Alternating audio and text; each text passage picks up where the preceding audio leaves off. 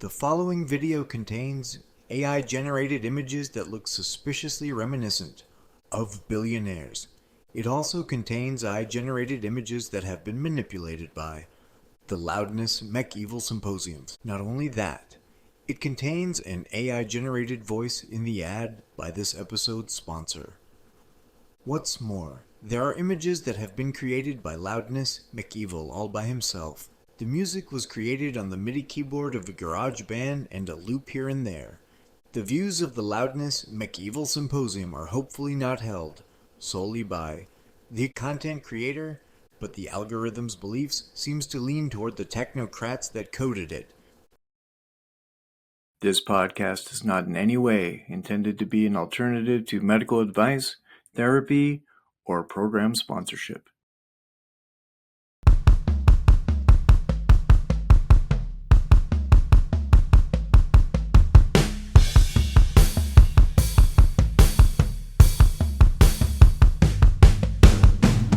Welcome back, everybody, to the Loudness Mech Evil Symposium. My name is Jason, reporting back from what I like to call the terrarium, otherwise known as Downtown Anywhere, where I've been watching housed humans in their natural habitats, and let me tell you something, 18 months clean, and I'm still not sure which world is more surreal. So today I'm talking about culture shock. Not the kind where you travel to another country and discover that they eat different foods. I'm talking about the kind where you travel from one side of the same street to the other, from sleeping under a bridge to sleeping under a roof, and suddenly you're an anthropologist studying an alien species that happens to share your DNA and sugar cravings. See, nobody prepares you for this stuff. When you get clean, everyone's so focused on the drugs. How many days sober are you? Are you working the steps? Have you found a higher power? They forget to mention that you're about to become a cultural exchange student in your own hometown. Try to picture this. 18 months ago, well, actually that's not quite true. I'd say 2 years ago anyway, my daily routine involved checking a few different spots for empty recycling cans, knowing which dumpsters got the best stuff at the end of the month, and having a complex social hierarchy based entirely on who had the best permanent marker and cardboard and who could score what the fastest. It was chaos, sure, but it was straightforward chaos. We knew we were alone and we only had one objective. Now I wake up on a rectangle in a rectangular cuboid and eat rectangular cereal while staring at a glowing pocket-sized rectangle that tells me about other people's rectangular breakfasts. Then I watch other people go to bigger rectangles where they perform tasks for rich people so they can afford to keep sleeping in their rectangles and eating their rectangular breakfasts. What a bunch of squares! Don't get me wrong, I'm grateful for all of my rectangles. The rectangle I lay on is soft, and the cuboid has heat and running water, and the door locks from the inside, and let me tell you, it feels like a superpower after years of sleeping with one eye open. But the first week in that new room, I kept waiting for someone to knock and tell me that there'd been a big mistake.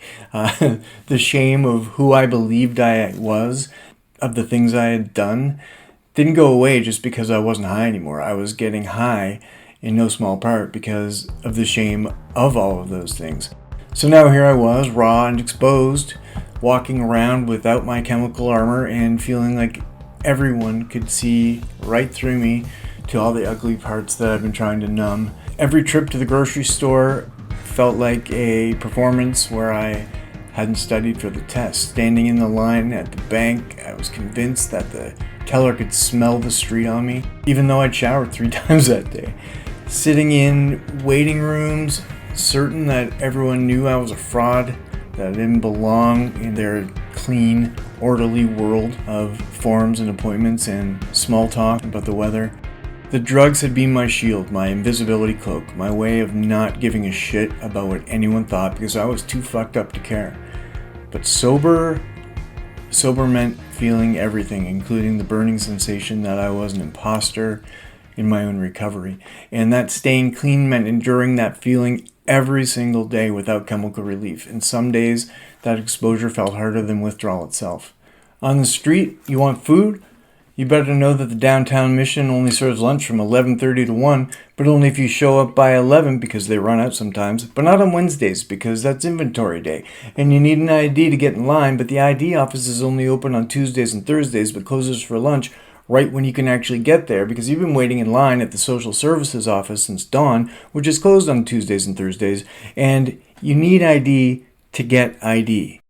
In housed societies, you better know that your insurance covers visits but not tests, tests but not treatments, treatments but not medications, and medications but only the generic ones that don't really work. And you can see a doctor in 3 months but only if it's not urgent. And if it is urgent, you can go to the ER where they'll charge you the equivalent of a small car to tell you to see your regular doctor, who you can see in 3 months. It's the same game, it's just different uniforms. On the street, the uniform is whatever you can find. In the office, the uniform is whatever you can't afford, but brought anyway because not having it would somehow be worse. Here's where I feel like it kind of gets weird. It's the acting. On the streets, crazy is just another day that ends with Y.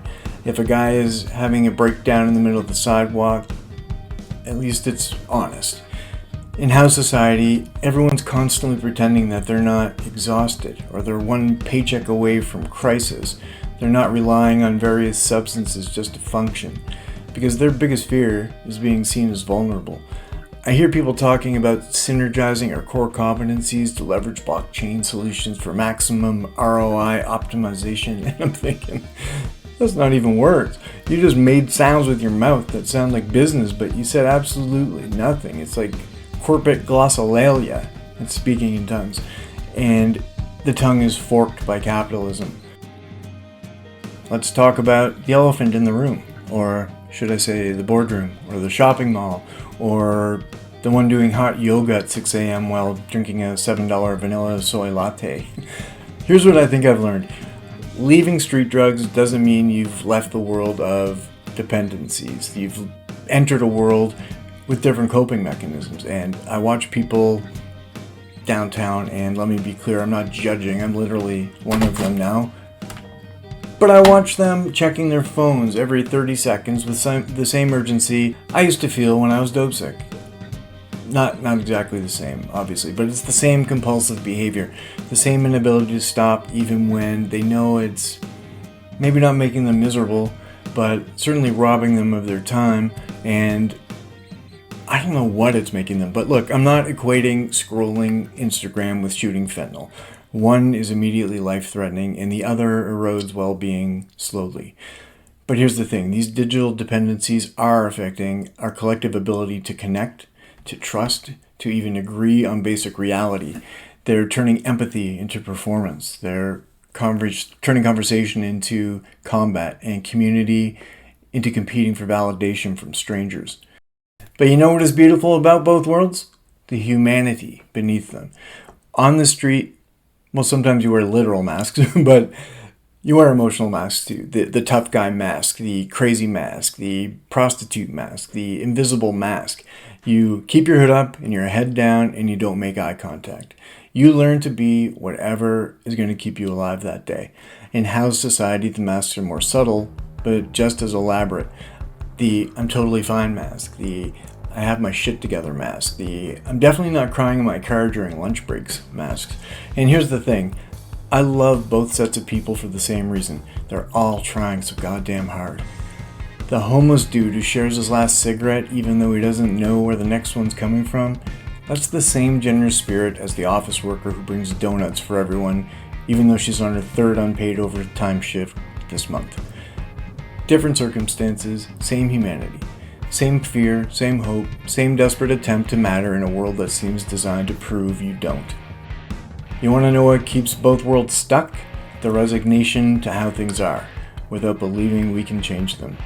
On the street, it's easy. The system is rigged. Society doesn't care. Nothing matters, so why try? In house society, it's the same resignation, but with better furniture. The system is rigged. Politicians are corrupt. Everything's going to hell, so why vote? Why volunteer? Why do anything except complain? Both worlds are full of people who've given up disguised as people who are just being realistic. Giving up is a luxury neither world can afford. There's a third option. You don't have to choose between being homeless and being a corporate zombie. You don't have to choose between chaos and soul-crushing order. You don't have to choose between authentic poverty and inauthentic prosperity. The third option is building something different. Not running away to the woods to live off grid, although if that's your thing, more power to you, but staying right here in the mess and making it a little less messy. It's taking the surviving skills you've learned on the street, the creativity, the resourcefulness, the ability to find value in what others throw away, and applying them to housed life, not to get rich, but to stay human. It's taking the privilege of housing, the safety, the stability, the social capital, and using it to throw a ladder down instead of pulling it up behind you. I was volunteering at a food bank, not because I'm a good person. I'm not. I'm just a person who got lucky and worked their ass off to get out, but because I remember what it felt like to need food and get a lecture instead. When someone needs help, I don't give them advice about budgeting. I give them what I can and ask how else I can help, because advice without resources is just judgment with a few extra steps. This is what mutual aid looks like, not charity. Charity assumes someone is broken and someone else is whole. Mutual aid assumes we're all figuring it out together. And today you need help, tomorrow I might need help, and that's not a failure of character. That's life. The Loudness McEvil Symposium has been made possible in part by... Are you tired of the same old routine? Well, step right up and see the far right. Are you tired of progress? Exhausted by equality? Sick of people different from you having basic human rights? Introducing the far right, the revolutionary new ideology that turns compassion into contempt and makes empathy extinct. Why solve complex problems when you can blame immigrants, liberals, or anyone with melanin? Our patented deflection formula means you'll never have to take responsibility again. Now 97% more likely to blame the victim. Homeless? Should have worked harder. Can't afford healthcare? Personal failing. Our users report feeling smugly superior in just minutes. Why learn from history when you can repeat it? The far right comes with complementary amnesia about fascism, slavery, and that whole learning from mistakes nonsense. Clinical trials show users completely stop caring about anyone outside their immediate tribe. Push out the poors, criminalize homelessness, and turn neighborhoods into premium real estate.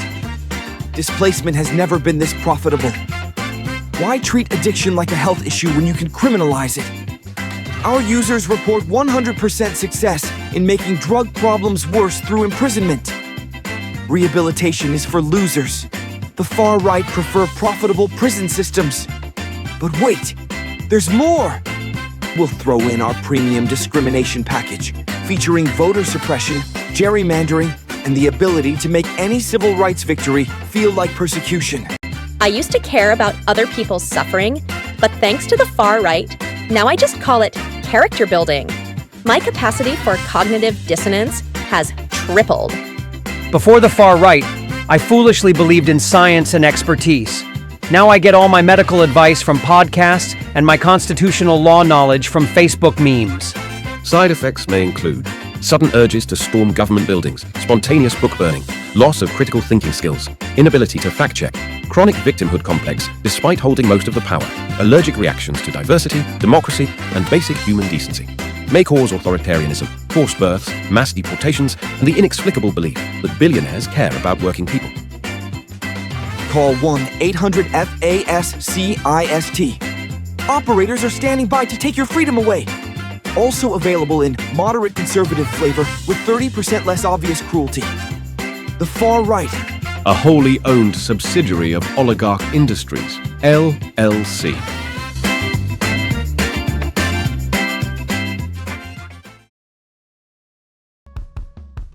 Both worlds are obsessed with more. On the street, it's more of whatever it takes to make the pain stop. In house society, it's more of anything to fill the emptiness. But what if the answer isn't more? What if the answer is enough? I've got enough now. I'm not rich enough and I'm not poor enough. I just have enough. I've got enough food. I've got enough shelter. I get enough alms from the government for now to pay for anything that I need. I have enough time to help other people who are struggling find their enough. And here's the weird thing. Enough sounds like abundance after not enough. The difference between one meal and no meals is infinite. The difference between 10 meals and one meal is just being less hungry. This is why the war on drugs is bullshit, by the way. It's not a war on drugs, it's a war on people who don't have enough. Fought by people who will never have enough, funded by people who have more than enough, but still want more. You want to end addiction? End desperation. You want to end desperation? Make sure everybody has enough. The revolution I'm talking about isn't the kind with flags and manifestos and 5-year plans. It's the kind that happens when you realize that the person sleeping in the doorway isn't a different species than the person stepping over them. It's the revolution that happens when you stop seeing homeless people as people who made bad choices and start seeing them as people who ran out of choices. When you stop seeing addiction as a moral failing and start seeing it as a medical condition. When you stop seeing poverty as laziness and start seeing it as policy. It's the revolution that happens when house people start realizing they have more in common with homeless people than they do with billionaires, no matter how many billionaires they've voted for.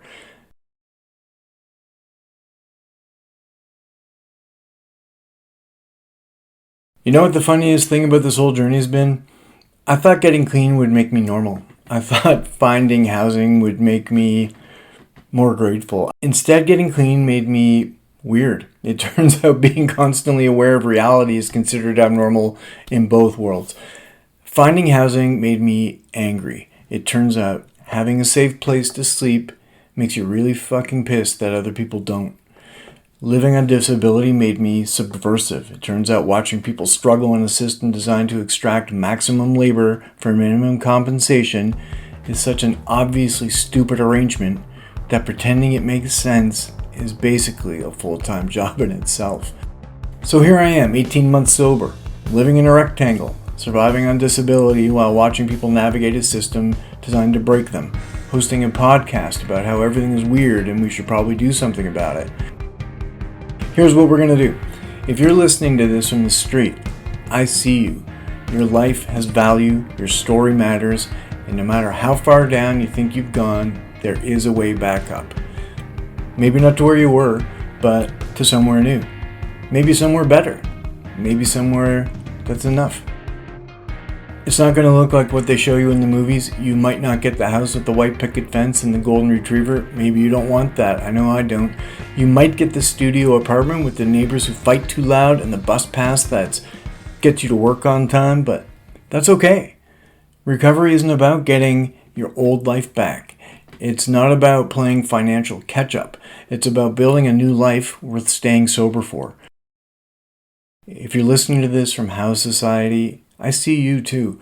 Your struggles are real. Your exhaustion is valid, and the fact that you have a roof doesn't mean you don't have problems. But it does mean you have resources. So please use them. Vote for people who give a shit about housing and healthcare and harm reduction. Volunteer at places that do direct service. Food banks, homeless shelters, needle exchanges. Give money to mutual aid funds, not because you're a good person, but because you're a smart person who understands that other people's problems eventually become everyone's problems. And if you're in recovery or thinking about recovery or know someone who needs recovery, remember that the goal isn't to become a different person. The goal is to become yourself without the shit that was killing you. Now, before I let you get back to your rectangles or your bridges or wherever you're listening from, let me talk about something that makes me deeply uncomfortable promoting this damn podcast. If this episode resonated with you, if it made you think differently about recovery or homelessness or just the weird theater we're all performing in, here's how you can help keep this conversation alive. Subscribe wherever you're listening. Apple Podcasts, Spotify, YouTube, that weird app your cousin recommended. I don't care where. Just hit the button so you don't miss our weekly doses of uncomfortable truth. Rate and review. 5 stars will be nice, but honestly, just leave something authentic. Tell people why this matters. Let me know what I did wrong or right. Your review might be the thing that gets someone else to listen who really needs to hear this. Share this episode with 3 people, not 50, not your entire social media feed, just 3 people who you think would get something out of it. Text them the link. Tell them why you're listening to it. Make it personal. Join the conversation on social media. Tag me at Hashtag the Loudness McEvil Symposium. Share your own stories of culture shock, recovery, or just existing in this bizarre world. The community we're building, I'm trying to build, is the real magic here. Support the show if you can, and if you can't, or you don't want to, that's cool too. Your attention is valuable enough. And here's the thing. I know asking you to do this promotional stuff feels like becoming part of the machine that I'm critiquing, but the truth is, if we want different voices in the conversation, we have to amplify them ourselves. The algorithm isn't going to do it. Look, I don't know if there is a God or a higher